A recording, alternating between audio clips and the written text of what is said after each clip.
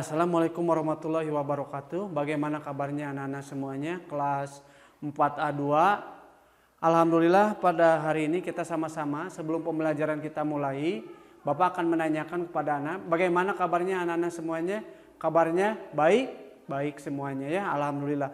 Pada kesempatan ini anak-anak meskipun dalam keadaan suasana COVID-19 tapi tidak menyurutkan kalian untuk belajar di rumah dengan baik. Kita akan mulai pembelajaran mengenai tentang pembelajaran ketiga, yaitu materi yang akan kita pelajari kali ini. Satu adalah melakukan percobaan mengenai tentang bunyi. Lalu yang kedua adalah membuat laporan percobaan peramatan bunyi. Lalu yang ketiga membaca teks, dan yang keempat adalah menemukan gagasan pokok atau pendukung teks bacaan.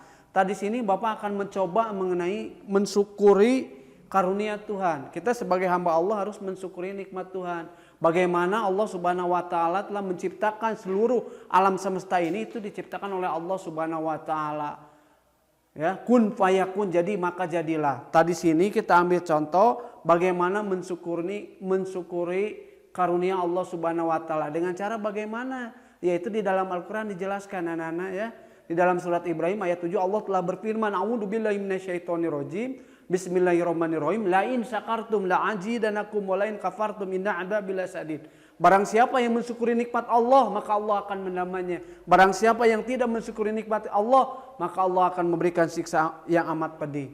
Nah, ini adalah salah satu karunia. Jadi orang yang bersyukur oleh Allah akan ditambahkan rezekinya. Sedangkan orang yang tidak mensyukuri nikmat Allah, maka termasuk pada orang-orang yang kufur nikmat dan kelak akan mendapatkan siksa ya oleh Allah Subhanahu wa taala. Sekarang mengenai tentang bunyi, apa sih yang dinamakan dengan bunyi? Bunyi itu adalah benda yang bergetar. Contohnya meja dipukul, maka akan mengeluarkan bunyi. Orang yang berbicara juga akan kedengaran bunyi. Bunyi itu sumbernya dari mana? Karena bunyi itu dapat merambat anak-anak. Bunyi itu dapat merambat melalui benda padat, zat cair, dan bisa melalui udara. Salah satu contoh adalah petir. Ya, di mana petir ini salah satu fenomena alam.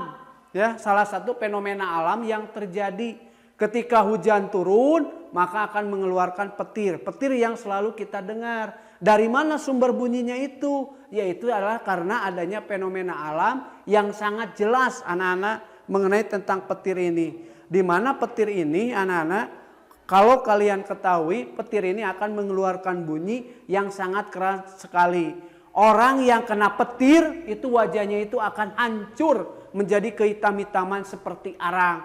Makanya kalian harus hati-hati karena petir itu bahaya sekali sampai petir tersebut bisa memekakkan telinga. Nah, itu yang dinamakan bunyi. Dari mana itu sumbernya? Kenapa petir itu? Petir itu bisa melalui yang namanya udara. Nah, itu banyak sekali contoh-contohnya mengenai tentang bunyi ya anak-anak. Jadi bunyi itu sekali lagi adalah benda yang bergetar. Selain itu juga kita harus mengetahui sumber bunyinya itu dari mana ya. Asalnya bunyi itu dari mana? Karena yang dinamakan bunyi itu dapat merambat atau menyerap ya. Menyerap bisa melalui busa, bisa melalui kain dan lain sebagainya. Nah, itu adalah mengenai tentang bunyi. Anak-anak, selain itu juga yang namanya bunyi juga itu antara benda yang satu dengan benda yang lainnya itu disebut dengan resonisasi ya. Manusia dapat mendengar bunyi itu antara 20 Hz sampai dengan 20.000 Hz. Kalau 20 Hz itu dinamakan dengan yang namanya ultrasonik. Sedangkan yang lebih 20.000 itu disebut dengan infrasonik. Nah, itu adalah mengenai tentang bunyi. Terus selain itu juga bunyi juga dapat membentuk suatu benda antara benda yang satu dengan benda yang lainnya. Lalu selain itu juga bunyi juga anak-anak ini dapat merambat melalui benda apa? Melalui benda padat, melalui benda cair, dan juga bisa melalui udara.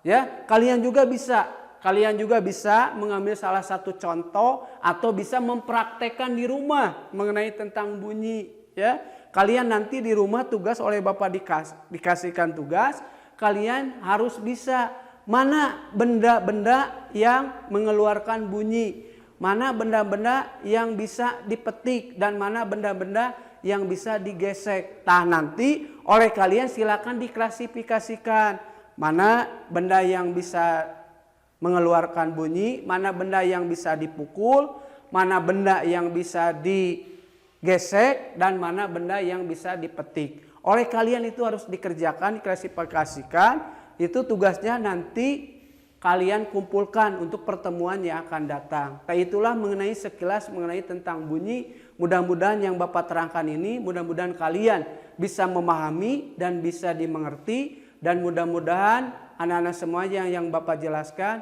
oleh kalian bisa dipahami dan dimengerti. Itu saja pembahasan kali ini mengenai tentang bunyi. Mudah-mudahan anak tetap semangat dan motivasinya tinggi. Semangat dalam belajar. Itu saja yang bisa Bapak sampaikan. Mohon maaf apabila ada kekurangannya. Kalau ada sumur di ladang, boleh kita menumpang mandi. Kalau ada umur yang panjang, pasti kita akan berjumpa lagi pada waktu pelajaran dan pertemuan yang akan datang. Sekian dan terima kasih. Wassalamualaikum warahmatullahi wabarakatuh.